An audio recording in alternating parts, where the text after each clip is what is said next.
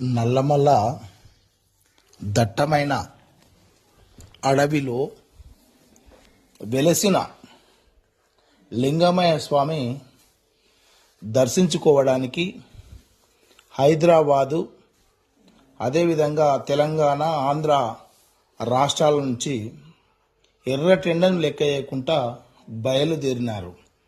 భారీ సంఖ్యలో వేల సంఖ్యలో వాహనాలలో భక్తులు వెళ్ళడం జరిగింది. అంటే ఇక్కడ నుంచి అడవిలో కొంత దూరం వాహనాల మీద వెళ్ళి 15 నుంచి 20 కిలోమీటర్ల లోపట కాలినడకలనే బయలుదేరవలసిన అవసరం ఉంటుంది.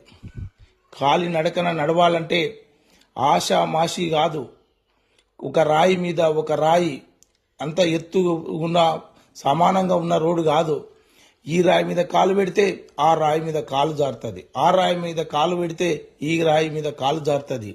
రకరకాల ఇబ్బందులు, రకరకాల ఎండ, పైన ఎండ దాహం వేస్తుంటుంది, ఎంతో ఇబ్బంది పడుతూ.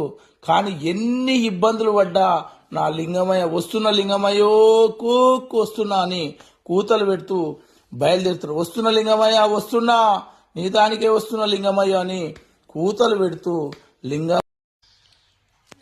నల్లమల్ల దట్టమైన అడవిలో వెలసిన లింగమయ్య స్వామి దర్శించుకోవడానికి హైదరాబాదు అదేవిధంగా తెలంగాణ ఆంధ్ర రాష్ట్రాల నుంచి ఎర్రటెండను లెక్క చేయకుండా బయలుదేరినారు. భారీ సంఖ్యలో వేల సంఖ్యలో వాహనాలలో భక్తులు వెళ్ళడం జరిగింది.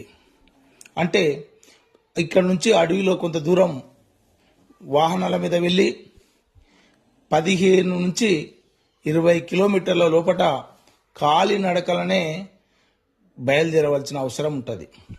కాలినడకన నడవాలంటే